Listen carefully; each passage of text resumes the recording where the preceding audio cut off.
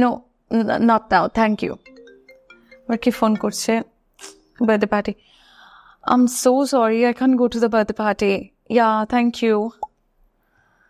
Meeting join করতে হবে এখন? No, I can't join the meeting now. তোমরা কি সবসময় এইভাবে না বলছো? No, I can't do this, no, I can't do that, it's not possible, not today. তাহলে আজকের এই ভিডিওটা তোমাদের জন্য। সবসময় যদি তোমরা এরকম ভাবে না বলে থাকো তাহলে জিনিসটা বুঝতেই পারলে কতটা বোরিং হয়ে যায়। তাহলে চলো দেখে নিই না বলার আরো কিছু ইন্টারেস্টিং অ্যান্ড প্রফেশনাল উপায়। যদি তোমাদের নিজেদের ইংলিশ ল্যাঙ্গুয়েজের ওপরে কমান্ড প্রকাশ করতে হয় এবং দক্ষতা দেখাতে হয় তাহলে অতি অবশ্যই আমাদের শেখা উচিত যে নর্মাল ফ্রেজগুলোকে বা যে র্যান্ডম সেন্টেন্সেস গুলো রয়েছে সেগুলোকে বাদ দিয়ে আমরা শিখি কিছু প্রফেশনাল ইংলিশ সেন্টেন্সেস, এবং তার জন্যই আজকের এই ক্লাসটা। তাহলে বোরিং এক্সপ্রেশন বাদ দাও আর নিয়ে আসো অ্যাডভান্সড অ্যান্ড ইন্টারেস্টিং কিছু সেন্টেন্সেস। চলো তাহলে লেসনটা শুরু করা যাক, কিন্তু তার আগে বলি যে আজকের ভিডিওটা যাদের ভালো লাগবে তারা অতি অবশ্যই লাইক, শেয়ার আর সাবস্ক্রাইব করে দেবে। চ্যানেলে নতুন হলে তো সাবস্ক্রাইব করা আবশ্যিক, আর তার সাথে সাথে যাতে প্রত্যেকটা ভিডিও দিলেই তোমাদের কাছে নোটিফিকেশন সঙ্গে সঙ্গে চলে যায় তার জন্য অতি অবশ্যই বেল আইকনটাও প্রেস করে রাখবে। আর হ্যাঁ, তোমরা যারা স্পোকেন ইংলিশ ফর বিগিনার্সদের ব্যাচের জন্য ইনকোয়ারি করছিলে এবং যারা তোমরা ইন্টারেস্টেড রয়েছে ওই ব্যাচটা জয়েন করতে, তাদেরকে বলি 19 জুন থেকে শুরু হচ্ছে আমাদের স্পোকেন ইংলিশ ফর বিগিনার্সের নতুন ব্যাচ। অতি অবশ্যই যাও, নিচে কমেন্টে আমি যে লিঙ্কটা পিন করে দিয়েছি সেই লিঙ্কে ক্লিক করে তোমরা অ্যাডমিশন নিয়ে নাও। অ্যান্ড আমরা মানডে, ওয়েডনেসডে, ফ্রাইডে রাত্রি 8টা থেকে 9টা ক্লাস করবো, যেখানে তোমরা 30+ ইন্টারঅ্যাক্টিভ সেশনস পাবে এবং তোমরা পেয়ে যাচ্ছ daily feedback, assignments and everything from my side. তাহলে চলো আর বেশি দেরি না করে তোমাদের সাথে আমার দেখা হচ্ছে লাইভ ক্লাসে। চলো, অনেক কথা হয়ে গেছে, এবারে লেসনে ফিরে আসা যাক। দেখে নেবো প্রথম উপায়টা কি রয়েছে। আমরা কিন্তু এখানে ক্যাজুয়াল অ্যান্ড ফর্মাল দুটো উপায়তেই না বলা শিখবো। প্রথম যে উপায়টা রয়েছে এটা একটু casual. That's not going to work for me. That's not going to work for me মানে এটা আমার জন্য কার্যকরী নয়। কোনো জিনিস যখন আমার মনে হচ্ছে যে আমার কোনো কাজে আসবে না বা আমার কোনো কিছুতে লাগবে না, তখন আমরা এই কথাটা বলবো that's not going to work for me. এটা ছাড়াও যদি আমি কোনো একটা পার্টিকুলার জিনিসে কমফর্টেবল ফিল না করি, সেটা তো আমি বলতে পারি that's not going to work for me. যেরকম আমি যদি বলি যে 9টার সময় মিটিংটা রাখলে কেমন হয়, এবং তোমার যদি মনে হয় যে 9টার সময়টা তোমার জন্য সুটেবল না, তাহলে তুমি এটা বলতে পারবে that's not going to work for me. চলো দেখি পরেরটা কি রয়েছে। নাম্বার 2 এ রয়েছে not right now but maybe later। এর মানে হচ্ছে এখন না বাট হয়তো পরে। এখানে আমি ডিরেক্ট কাউকে না করে দিচ্ছি, একটু ক্যাজুয়াল, এবং এটা আমি তখন ব্যবহার করব যখন আমি এই মুহূর্তে কোনো কিছু করতে সক্ষম নই বাট মনে হচ্ছে যে ইন ফিউচারে হলেও হতে পারে, তো এমন কোনো কাজের জন্য বা সিচুয়েশনের ক্ষেত্রে আমরা এটা ব্যবহার করবো not right now but maybe later। A very professional and a formal sentence. I'm not able to commit to that at the moment। তার মানে আমি এই মুহূর্তে এই বিষয়টায় প্রতিশ্রুতিবদ্ধ হতে পারছি না, অর্থাৎ এই জিনিসটা করবো বলে আমি এক্ষুনি প্রমিস করতে পারছি না, বা আমি এক্ষুনি কমিট করতে পারছি না, কোনো কমিটমেন্ট দিতে পারছি না যে আমি এটা করব। অর্থাৎ আমি এখানে কিন্তু কাউকে না করছি কোনো কাজের জন্য। Another formal yet easy one. I'm afraid I can't help with that. I'm afraid I can't help with that। তার মানে হচ্ছে দুঃখিত, আমি এই বিষয়টায় সাহায্য করতে পারবো না, অর্থাৎ I can't do it। আমি এটা হেল্প করতে পারবো না, I can't help or I can't do it, I can't help with that। এবার তোমরা হয়তো প্রশ্ন করবে যে ম্যাম এখানে I am afraid এর ব্যবহার কেন হয়েছে?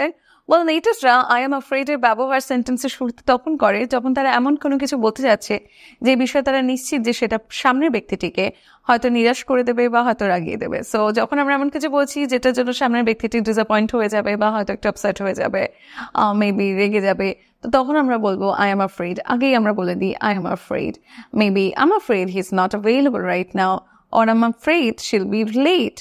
সো I'm afraid এর ব্যবহার তাহলে বুঝতেই পারলে কখন হলো, যখন আমরা কোনো কিছু ইনফর্ম করছি এমন কোনো জিনিস যেটা আমি পারবো না, হবে না, সে সমস্ত ক্ষেত্রে আমরা I am afraid ব্যবহার করি আগে। and this is similar to sorry to say or I'm sorry। চলো দেখে নিই পরের সেন্টেন্সটা কি রয়েছে। That sounds interesting but I have other commitments। Well, এর মানে হচ্ছে যে বিষয়টা তো শুনে খুব আকর্ষণীয় মনে হচ্ছে, কিন্তু আমার অন্য জায়গায় প্রতিশ্রুতি দেওয়া রয়েছে। তাহলে এই ক্ষেত্রে দেখো, আমি এমন কিছু বলার চেষ্টা করছি যেটা আমি পারবো না করতে, কিন্তু আমি খুব সুন্দর করে বলছি যে তুমি যেটা বলছো সেটা শুনে খুবই ভালো লাগছে, কিন্তু আমি করতে পারবো না। আই কান্ট ডু ইট না বলে আমি কি বললাম, I can't go with you, I can't do it, sorry to say but I can't this time. এইগুলো না বলে আমি কি বলছি, আই হ্যাভ আদার কমিটমেন্টস, মানে আমার অন্য জায়গায় প্রতিশ্রুতি দেওয়া রয়েছে।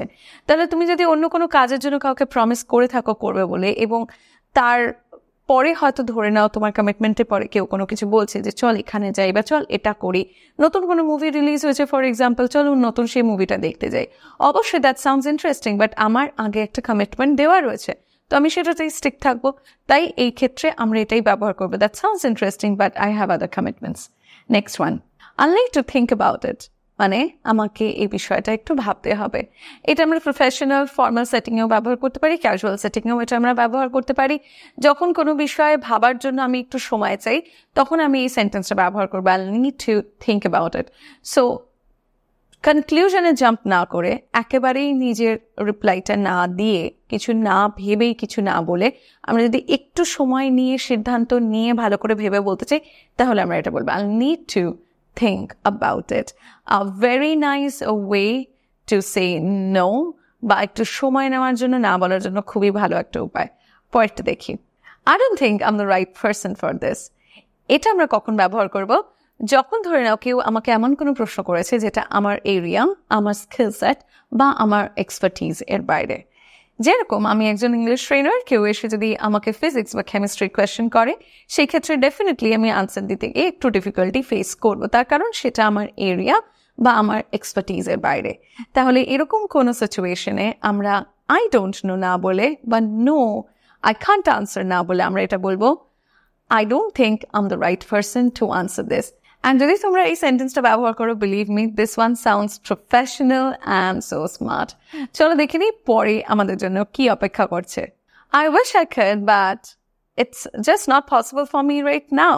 তার মানে হচ্ছে ভালো হতো আমি যদি পারতাম, কিন্তু এই মুহূর্তে এটা একদমই আমার পক্ষে করা সম্ভব না। পরেরটা দেখি, I have to focus on other priorities right now. তার মানে আমার অন্য প্রায়োরিটিগুলোর ওপর আমাকে এখন ফোকাস করতে হবে। তাহলে আমার এমন কিছু কাজ অবশ্যই লিস্টে রয়েছে যেগুলো আমাকে এখনই কমপ্লিট করতে হবে, যেগুলো আমার প্রায়োরিটি লিস্টে রয়েছে, এবং সেগুলো না করে আমি তার আগে কোনো কিছু করতে পারবো না। সেই ক্ষেত্রে আমি এটা বলবো, I have to focus on other priorities right now. পরেরটা দেখি, I am honored but I can't accept. I am honored মানে আমি খুবই সম্মানিত বোধ করছি, I am honored. But I can't accept মানে আমি গ্রহণ করতে পারবো না, কিন্তু আমি গ্রহণ করতে পারবো না। এটা আমরা কখন ব্যবহার করবো, কেউ যখন আমাদেরকে কোনো ইনভিটেশন দিচ্ছে বা কোনো অফার দিচ্ছে এবং আমরা সেটা গ্রহণ করতে পারছি না, তখন বিকজ আমাদের অন্য কোনো কমিটমেন্ট রয়েছে, বা হয়তো আমাদের জন্য এই কাজটা করা এখন পসিবল না, বা অফারটা অ্যাকসেপ্ট করা পসিবল না, তখন আমরা এটা বলবো, I am honored but I can't accept. না বলার জায়গায় একটা খুব ডিরেক্ট আনসার রয়েছে, সেটা হচ্ছে I'm not comfortable with that. I'm not comfortable with that. যে জিনিসটা আমি স্বাচ্ছন্দ্য বোধ করছি না, সেটা মুখের ওপর আমার মনে হয় বলে দেওয়াই ভালো।